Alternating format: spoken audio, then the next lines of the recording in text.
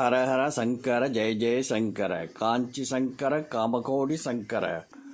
சூரியன் உதிப்பதற்கு முன் அதிகாலை வெயில் தோன்றுவதற்கு 48 நிமிடங்களுக்கு முன்பு, அதாவது அதிகாலை 4:30 மணி முதல் 6 மணி வரை உள்ள காலம் பிரம்ம முகூர்த்தம் என்று அழைக்கப்படுகிறது.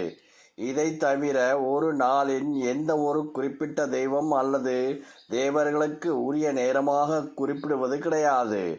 ராகு காலம் யமகண்டம் என்பது நவகிரகங்களுக்கான ராகு கேதுவுக்குரிய நேரமாகும். அதிகாலையில் இந்த குறிப்பிட்ட நேரத்தை மட்டும் ஏன் பிரம்மாவின் பெயரால் குறிப்பிடுகின்றோம்? இந்த நேரத்தில் எழுவது வாழ்க்கையை மாற்றும் திறன் கொண்டது என ஏன் சொல்லப்படுகிறது என்பதை தெரிந்து கொள்ளலாம். இந்து மத நம்பிக்கைகளின்படி பிரம்மாவே உலகில் உள்ள அனைத்து உயிர்களையும் படைக்கும் கடவுளாக கருதப்படுகின்றார். படைத்தல் தொழிலை செய்பவர் பிரம்மா என சொல்லப்படுகிறது. அவர் 4 வேதங்களை தன்னுடைய 4 முகங்களாக வைத்து அந்த வேதங்களின் அடிப்படையில் உயிர்களை சிருஷ்டிக்கும் தொழிலை செய்வதாக சொல்லப்படுகிறது. பிரம்மன் என்றால் நான்முகனை குறிக்கின்றது. இரவில் உறங்கும் உயிர்கள் மீண்டும் காலையில் கண் விழிப்பது என்பது மரணத்துக்கான ஒத்திகை போன்றது.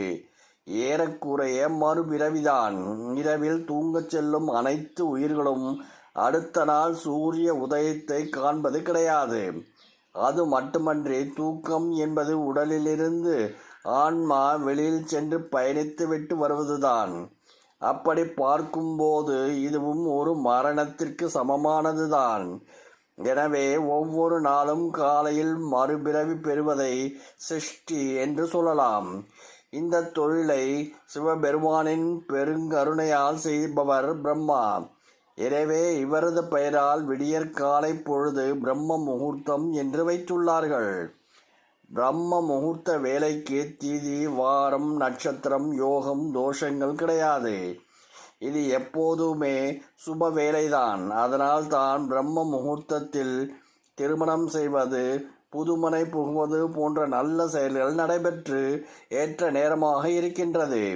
இந்த நேரத்தில் எழுந்து குளித்து இறை வழிபாட்டை செய்து நமது வேலைகளை செய்ய துவங்கினால் அன்று முழுவதும் உடலும் உள்ளமும் உற்சாகத்துடன் இருக்கும். பிரம்ம முகூர்த்த வேளையில் எழுவதும் படிப்பதும் நல்ல பலனை தரும். பெண்கள் அதிகாலையில் எழுந்து வீட்டு வாசல் பெருக்கி நீர் தெளித்து கோலமிடுவதன் மூலம் பிரம்ம முகூர்த்த வேளையில் பலன்களை பெறுகிறார்கள்.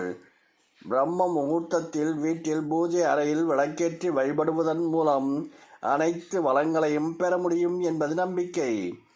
அதே போல உபாசனைக்கு காலையில் பிரம்ம முகூர்த்தத்தில் எழுந்திருக்க வேண்டும் என்பது முக்கியமான கடமையாகும்.